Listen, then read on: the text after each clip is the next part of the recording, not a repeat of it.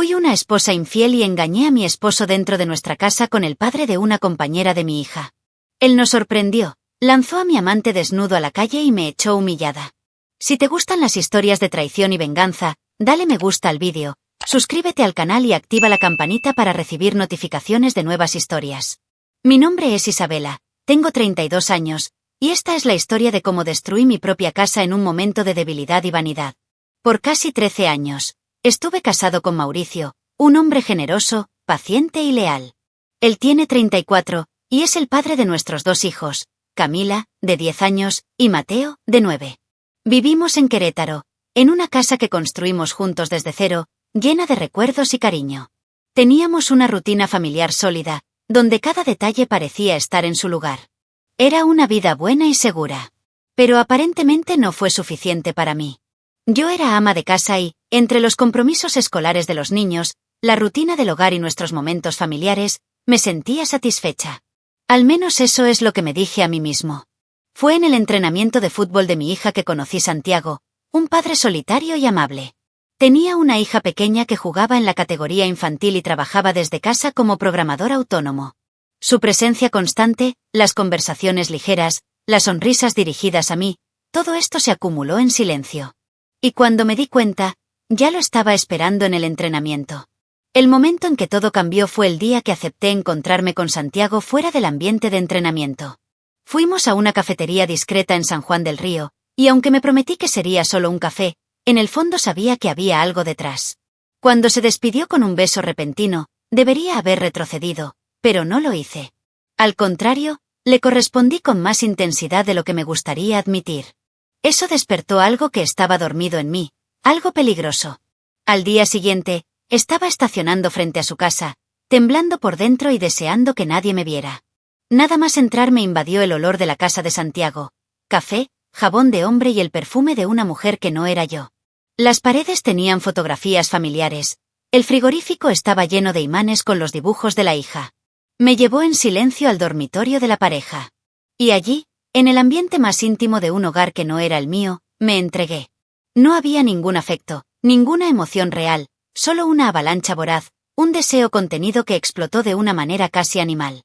Mis ojos recorrieron la habitación, captando detalles de la vida de otra mujer, maquillaje en la mesa de noche, juguetes en el piso, mientras mi cuerpo traicionaba todo lo que había jurado proteger. El cuerpo de Santiago se movió con urgencia, como si supiera que el tiempo apremiaba. Mis pensamientos se mezclaron con el sonido ahogado de nuestros movimientos, las voces de la culpa y el peso de la realidad. Por un momento me sentí poderosa. Deseado. Pero ese sentimiento duró poco. Tan pronto como terminó el acto, el silencio se instaló entre nosotros como un muro. Me levanté, todavía desnuda, y me enfrenté a mi reflejo en el espejo de un armario abierto. Me vi allí, desnudo, avergonzado, destruido. Lloré en silencio mientras me vestía. Le dije a Santiago que no podía volver a pasar. Y él simplemente asintió. Volvimos a nuestras rutinas como si nada hubiera pasado, pero por dentro ya no era el mismo. En el entrenamiento de la semana siguiente, evité a Santiago.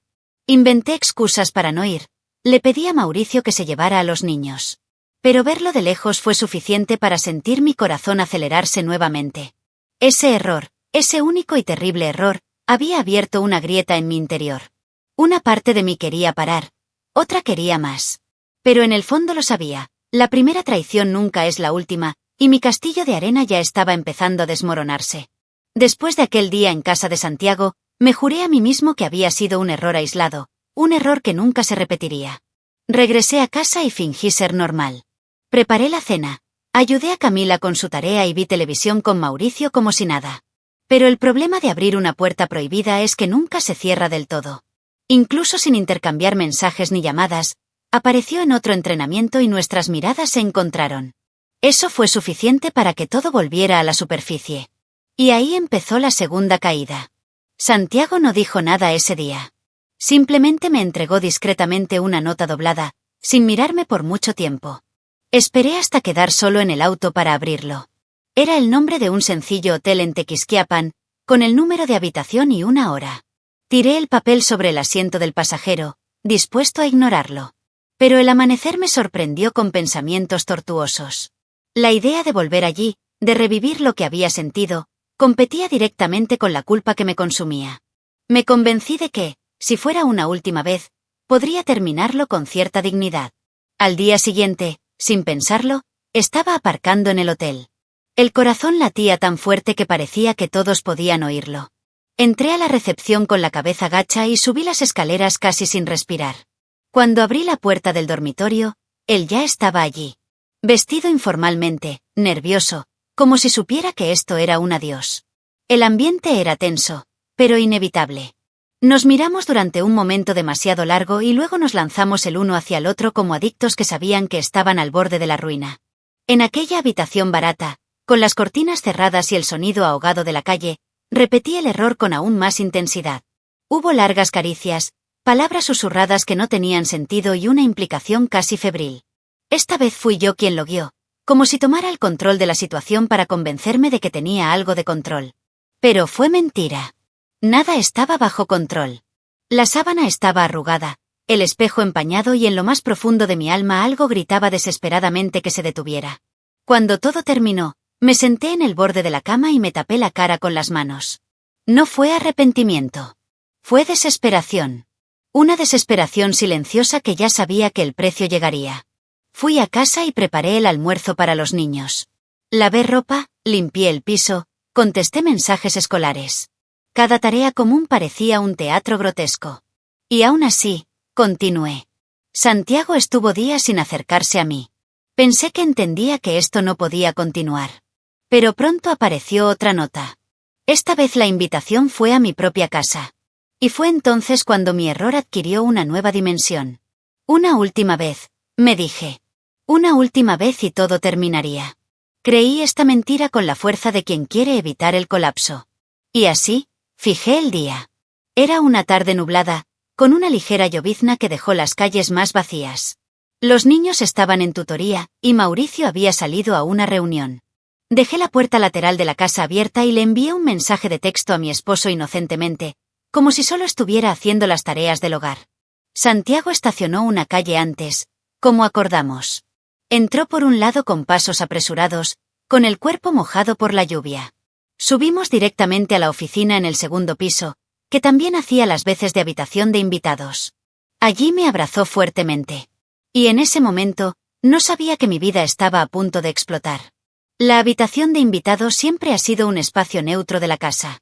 Era donde dormían mis padres cuando venían de visita, o donde jugaban los niños cuando querían esconderse del ruido. Pero esa tarde se convirtió en el escenario del mayor error de mi vida. Santiago y yo nos acostamos en la estrecha cama, aún con la adrenalina de la lluvia en el cuerpo. La ropa se arrancaba a toda prisa, los besos se llenaban de urgencia y miedo. Cada toque se sentía como un intento desesperado de escapar de la culpa. Pero lo que nos unía allí ya no era el deseo, era la adicción, y las adicciones siempre pasan factura. Mientras nuestros cuerpos se rendían una vez más, miré hacia el techo, tratando de imaginar qué pasaría si Mauricio se enterara. La imagen de él con los niños, sentados a la mesa cenando, me atravesó como una espada. Empecé a perder el aliento. Le dije a Santiago que no podía continuar, pero él insistió con caricias y besos que me retuvieron en ese momento. Me acercó y allí mismo, con el sonido ahogado de la lluvia y el silencio de la casa, hicimos el amor por tercera y última vez. Pero no había amor, ni siquiera lujuria, solo destrucción en cámara lenta. Al instante siguiente, algo se rompió. El sonido de pasos firmes subiendo las escaleras me dejó paralizado. Santiago también se dio cuenta y se levantó presa del pánico. Estaba completamente desnudo cuando la puerta del dormitorio se abrió violentamente. Mauricio apareció allí, en el umbral, inmenso, inmóvil, con los ojos muy abiertos. Es un hombre fuerte, con casi 1,9 metros y sobre 100 kilos, mientras que Santiago era visiblemente más pequeño, delgado, con poco más que 1,7 metros. El contraste entre los dos, entre el marido cornudo y la amante sorprendida en el acto, era grotesco. Y luego vino el enfrentamiento. Santiago intentó correr, desesperado. Pero Mauricio bloqueó la puerta. Por impulso, intentó empujarlo, pero Mauricio, con toda la fuerza del instinto y la ira, lo empujó brutalmente hacia atrás. El impacto fue tan fuerte que Santiago perdió el equilibrio, chocó contra la ventana lateral y cayó, cayendo entre los arbustos frente a la casa. Todo sucedió en segundos. Corrí hacia la ventana y lo vi abajo, desnudo, acurrucado, con rasguños y sangrando levemente.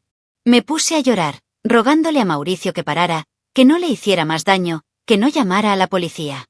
Mauricio, con el rostro inexpresivo, bajó las escaleras sin decir palabra. Me quedé allí, congelada, escuchando el sonido de la puerta principal abriéndose. Vi a Santiago, todavía sin ropa, tratando de arrastrarse entre los arbustos. Poco después, Mauricio salió con el celular de Santiago en la mano, gritándole exigiendo su contraseña. Santiago suplicó, encogido, pidiéndole que no involucrara a su esposa. Mauricio amenazó y Santiago cedió. Cuando finalmente abrió su celular, Mauricio llamó a Carla, esposa de Santiago, y le contó todo, detalladamente. Mi mundo se derrumbó allí. Mientras tanto, uno de nuestros vecinos se acercó atraído por los gritos y el alboroto. Le preguntó a Mauricio si todo estaba bien y él respondió fríamente que no. Le agradeció por alertarlo de lo que estaba sucediendo. Solo entonces entendí. La vecina había visto entrar a Santiago y le informó a Mauricio por mensaje. Él fue quien hizo que mi marido volviera temprano a casa. Y con eso, lo que estaba oculto tras notas y miradas discretas salió a la superficie de manera brutal. Mi cuerpo todavía estaba desnudo, mi alma desgarrada. No lo sabía, pero ese fue solo el comienzo de mi castigo. Aún jadeando y con lágrimas en los ojos, corrí hacia lo alto de las escaleras cuando escuché el portazo de la entrada. Mi corazón estaba acelerado. La mente en pánico intentó procesar todo lo que había sucedido en tan pocos minutos. Abajo, Mauricio le gritaba a Santiago, que todavía estaba desnudo, temblando y sucio por los arbustos, acurrucado en un rincón del jardín. Temblaba tanto que apenas podía sostenerme del pasamano. Entonces escuché algo que me heló la sangre. Mauricio había llamado a la policía. El vecino, todavía presente, asintió, como si ya lo hubiera esperado. El ruido del coche policial rompió el silencio del barrio minutos después. Sirenas bajas, pasos firmes. Vi a 2 agentes salir del coche. Conversaron unos minutos con Mauricio y la vecina. Uno de los policías se acercó a Santiago y le preguntó si estaba herido. Santiago ni siquiera pudo responder. Estaba en shock y respiraba con dificultad. Yo, desde la ventana de la oficina, observaba la escena tapado por una manta, invisible detrás de las persianas. Sentí una ola de vergüenza y temor invadirme por completo. Quería desaparecer, evaporarme, desaparecer.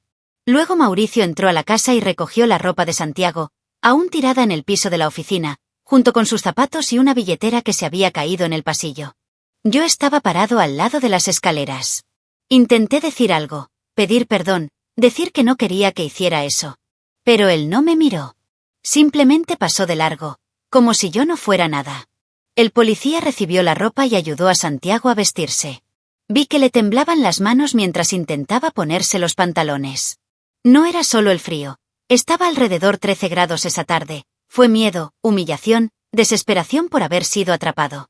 El policía empezó a hacerle preguntas a Santiago, quien lloraba y decía que todo era culpa suya, que solo quería escapar de la situación.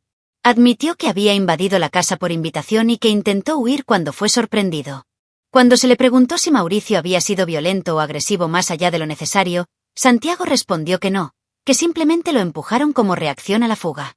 Escuchar esto me dio un alivio momentáneo porque significaba que mi esposo no enfrentaría cargos criminales. Pero eso no hizo nada para disminuir el caos que había causado. Era solo el comienzo del otoño.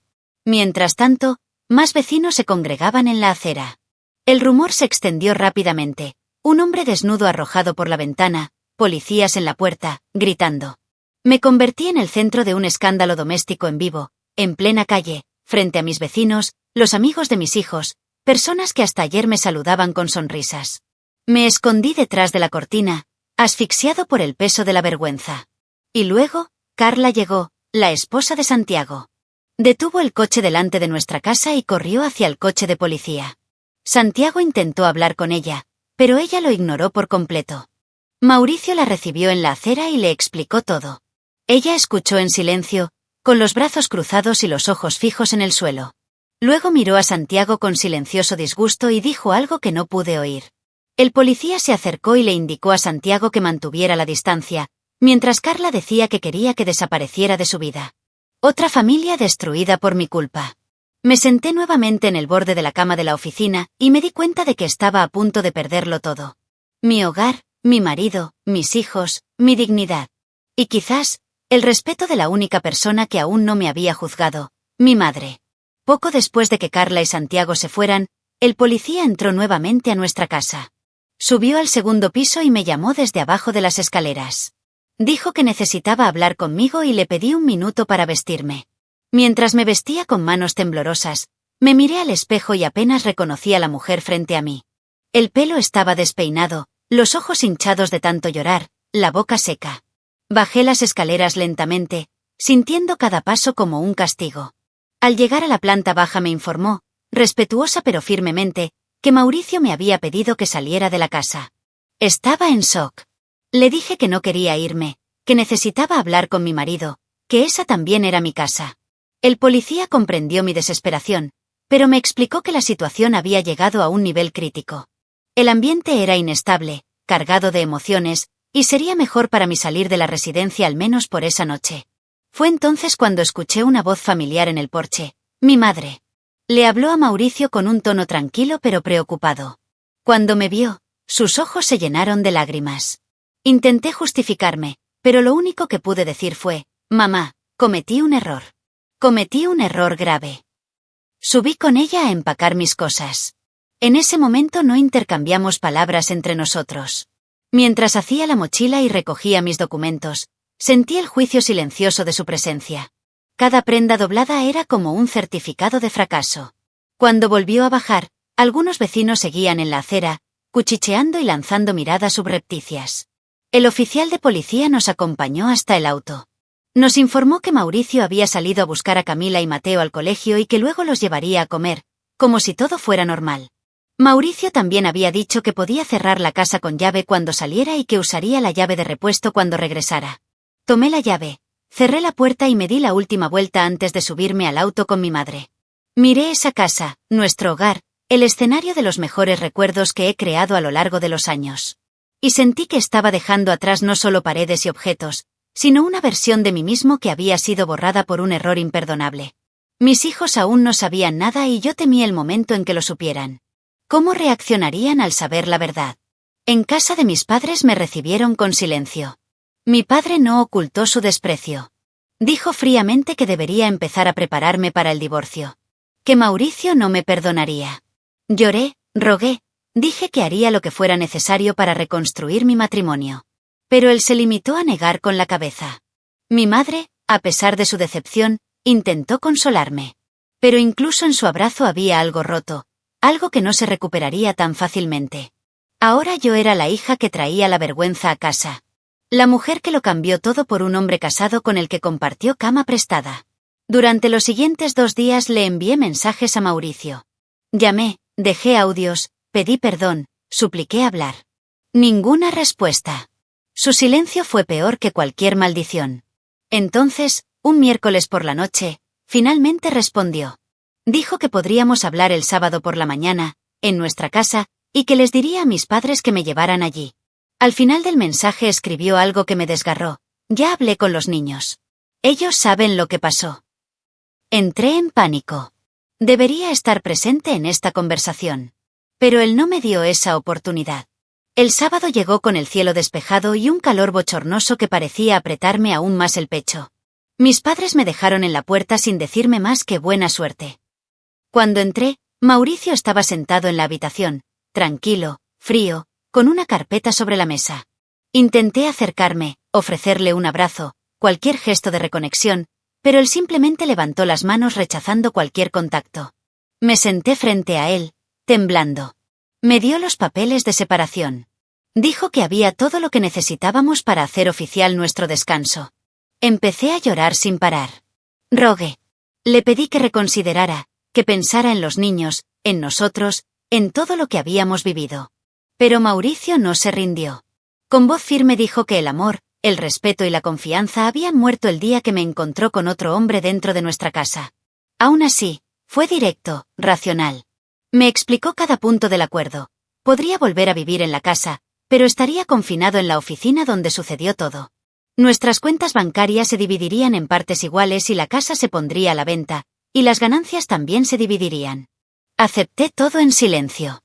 Sin embargo, fue claro, renunciaría a cualquier derecho sobre su cuenta de jubilación, el fondo que con tanto esfuerzo había construido a lo largo de los años. Eso fue como una última frase. Además, dijo que a partir del mes siguiente yo sería responsable de 35% gastos del hogar, seguros, electricidad, agua, comida. Solo había un problema. Estaba desempleada y no tenía ninguna fuente de ingresos. Cuando mencioné esto, simplemente dijo que los términos estaban en el contrato y que debería buscar un abogado si no estaba de acuerdo. Me encogí de miedo ante él. Dijo que no quería involucrar a abogados, que solo quería hablar como esposa, madre y mujer. Pero se mostró firme, no había nada más de qué hablar. Dijo que la única comunicación que tendría conmigo sería sobre los niños. Nada más allá de eso. Incluso ante mis lágrimas, mis promesas, mis pedidos de perdón, él no retrocedió. Por primera vez, me di cuenta de que no solo estaba herido. Estaba cansado. Exhausto. Como alguien que fue traicionado no solo por un amante, sino también por su compañero de vida, por alguien a quien nunca pensó que debía temer. Le pregunté si tenía intención de seguir adelante con el divorcio. Simplemente dijo, ese es el plan. Escuchar esto de boca de Mauricio fue como ser enterrado vivo. Intenté levantarme y acercarme de nuevo a él, pero él se rió, con una mezcla de desdén y lástima. Llamó a mis padres a la habitación y los puso en altavoz. Me explicó todo lo que me había dicho, los términos, los detalles, la decisión. Era como presenciar una negociación de quiebra. Y, efectivamente, eso era lo que estaba pasando, la quiebra de mi vida matrimonial. Simplemente lloré y me disculpé con todos. Cuando me fui ese día, ya no era una mujer casada, ni una esposa arrepentida que buscaba perdón. Yo era una persona invisible para el hombre que mejor me conocía. Un fantasma dentro de mi propia historia. Regresé a casa de mis padres como quien regresa de un funeral, y esa mañana, me senté en la misma oficina donde Mauricio me recibió con Santiago, y comencé a escribir esta historia. Ellos eran 1:44 de la madrugada. Necesitaba sacarlo todo. Porque por primera vez tuve que afrontar lo que realmente hice con mi vida. Los días que siguieron a esa mañana fueron como un luto continuo. Regresar a casa de mis padres con la separación informal me hizo sentir como un adolescente que se había escapado de la escuela. Avergonzado, infantil, fuera de lugar. Mauricio se mantuvo distante, comunicándose solo a través de mensajes cortos sobre Camila y Mateo. Poco a poco me di cuenta de que él ya no quería tener nada que ver conmigo como mujer, esposa o confidente. Era como si me hubiera convertido en un solo papel, el de madre de sus hijos. Y nada más allá de eso. Pero el tiempo, con su falsa promesa de curación, trajo un pequeño acercamiento. Aún separados, Mauricio y yo compartíamos la misma casa cada 2 semanas, por culpa de los niños. En ciertos momentos intercambiábamos algunas palabras, alguna que otra risa, incluso una mirada más amable. Empecé a hacerme ilusiones. Pensé que tal vez, con paciencia, cuidado y esfuerzo, podría recuperar algo. Creí esto con tanta fuerza que me cegué. Era como si ese trozo de hielo que tenía en el pecho comenzara a derretirse. Pero fue solo una impresión. 4 meses después de la separación, Mauricio me llamó para hablar en privado. Estaba convencido de que este era el momento de la reconciliación. Me vestí con ropa sencilla, me arreglé el pelo, preparé mi corazón. Pero las palabras que salieron de su boca destrozaron cualquier ilusión. Quería un divorcio oficial. Dijo que aunque me respetaba como madre de nuestros hijos, el amor había muerto. La confianza nunca volvería. Sentí que se me hundía el estómago. Escuché todo con lágrimas corriendo por mi rostro, pero sin interrumpirlo. Intenté discutir, suplicar de nuevo. Nada ayudó. Ya había tomado una decisión.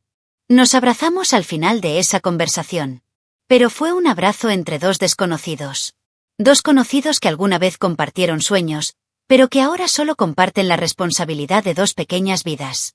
Como ya habíamos hecho todo el acuerdo de separación meses antes, el divorcio fue rápido. En unas semanas todo estaba terminado. Un juez, algunos papeles, firmas. Y eso es todo. Terminó. Mauricio fue justo, no lo puedo negar. Compró mi parte de la casa, me dio una compensación de cerca de 180.000 pesos, para poder alquilar un lugar nuevo con estabilidad para nuestros hijos. Con ese dinero alquilé un pequeño apartamento cerca de la escuela de los niños. 2 habitaciones estrechas, Una cocina en la que apenas caben 2 personas y un silencio resonante. Fue allí donde comencé mi nueva vida. Para cubrir los gastos, conseguí un trabajo en una nueva franquicia de café que acababa de abrir a la vuelta de la esquina. Contacté con la dueña, una mujer amable que me contrató sin mucho protocolo. Es un lugar pequeño, pero con buen movimiento. Los clientes son amigables, los colegas son amigables. Y, curiosamente, me siento útil. El trabajo me rescató un poco de la oscuridad. A veces pienso que si hubiera buscado este trabajo antes, tal vez todo hubiera sido diferente. Quizás, si hubiera ocupado mi mente, si no hubiera buscado excitación en otra parte, el deseo de Santiago nunca habría surgido. Pero esta es solo una de las muchas suposiciones que ahora no tienen peso. El pasado no se puede borrar y el presente no tiene lugar para el qué pasaría si. Mauricio y yo estábamos divorciados. Se veía bien. Y, para mi sorpresa, o tal vez no, Carla, la exesposa de Santiago, ahora vivía con él y mis hijos, en la casa que alguna vez fue mía. Fue difícil de creer cuando descubrí que Carla había mudado a mi antigua casa con Mauricio y nuestros hijos. La noticia llegó discretamente, a través de las conversaciones de los niños y los susurros del barrio, pero el dolor era ensordecedor. Yo, que alguna vez decoré cada rincón de esa casa, ahora era solo un visitante ausente. Carla, la mujer que también había sido traicionada por Santiago, era ahora la presencia constante allí. Tomaba café en mi balcón, bañaba a mis hijos, se sentaba en mi sofá. La sustitución fue completa, cruel en su sutileza.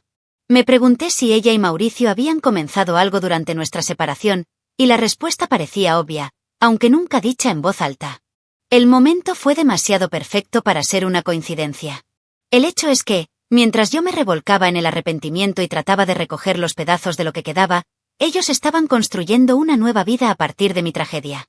Y lo más irónico fue que, sobre el papel, Mauricio había sido justo, incluso amable. Pero en el fondo sentí que me estaba castigando de la manera más silenciosa y efectiva posible, borrándome de la historia que ambos creamos. Me aferré a la esperanza de que esto fuera solo una fase. Un impulso de necesidad, un intento de llenar el vacío. Carla estaba más joven, él tenía 26 años, y una belleza más luminosa, quizás menos cansada. Intenté convencerme de que Mauricio realmente no la amaba, que solo era una distracción. Pero lo cierto es que sonrió en las fotos que publicó Camila. En las imágenes que me llegaron de terceros parecía feliz. Y ese fue el castigo más cruel de todos, verlo feliz sin mí. Ver a mis hijos adaptarse a la nueva rutina sin siquiera resistirse. Seguí trabajando en la cafetería. Era una vida sencilla, silenciosa, sin grandes emociones. Pero me mantuvo ocupado. Llegó temprano, barrió el piso, atendió a los clientes con una sonrisa cansada, limpió las mesas, cerró la caja registradora. Las propinas ayudaron con las compras del mes. Sin embargo, regresar a casa siempre fue el peor momento. Las paredes de aquel estrecho apartamento parecían susurrar todo lo que había perdido. Los fines de semana en que los niños pasaban tiempo con Mauricio y Carla me carcomían. El silencio era insoportable. Un vacío que me recordaba, a cada segundo, a la mujer que dejé de ser. Las conversaciones con Mauricio se habían reducido a correos electrónicos sobre sus hijos. Se negó a responder mensajes personales, e incluso mi intento de hablar sobre la rutina escolar de Camila fue respondido de manera formal, como si se tratara de una correspondencia comercial. Sentí que se estaba protegiendo a sí mismo. Y en el fondo sabía que esto era culpa mía. Se protegió de mí porque ya sabía de lo que era capaz. El tipo de dolor que podría causar. E incluso después de todo, incluso después de la traición y la ruptura, todavía no podía dejarlo ir. Intenté hablar con mi hija sobre la situación. Era dulce, pero ahora tenía una madurez que no debería existir en una chica tan joven. Me preguntó si todavía amaba a papá. Y dije que sí. Ella simplemente sonrió con tristeza y dijo, pero parece que él ya no te ama. Eso rompió algo dentro de mí. Había perdido al amor de mi vida, pero ahora me di cuenta de que también estaba perdiendo la admiración de mis hijos. Me convertí en esa madre de la que todo el mundo habla en voz baja. La mujer que manchó su nombre para siempre, que perdió lo que más amaba por un error imperdonable. Pasaron los meses y con el tiempo me acostumbré a la ausencia. No es que doliera menos, simplemente se convirtió en una rutina. Despertarme solo, preparar café en silencio, hacer las mochilas de mis hijos cada 2 días, responder los correos electrónicos de Mauricio con la formalidad de un funcionario. La herida ya no sangraba como antes, pero todavía dolía al tocarla. A las reuniones escolares, Mauricio asistía con Carla. Se sentaba a su lado, sonreía con los profesores y tomaba notas. Yo era quien debería haber estado allí. Pero ahora yo era solo una sombra entre la audiencia.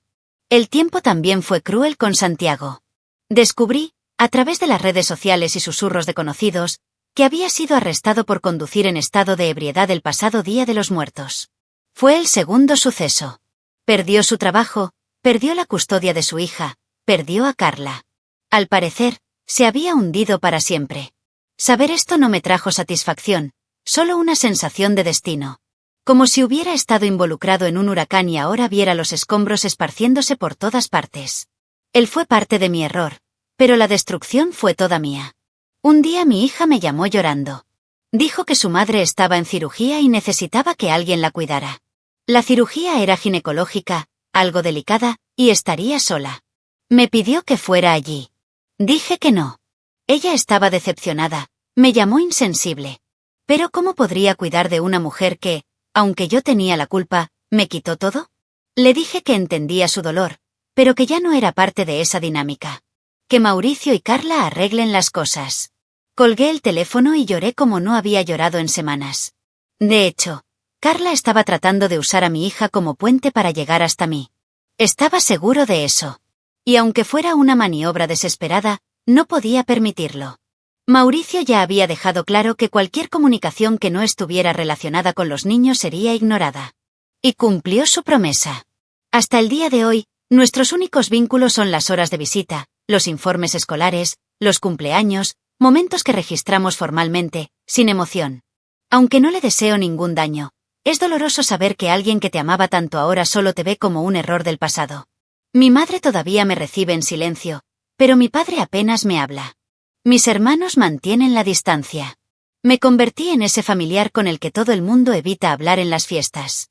La mujer que traicionó, que destruyó a su familia, que lo perdió todo por una aventura sin sentido.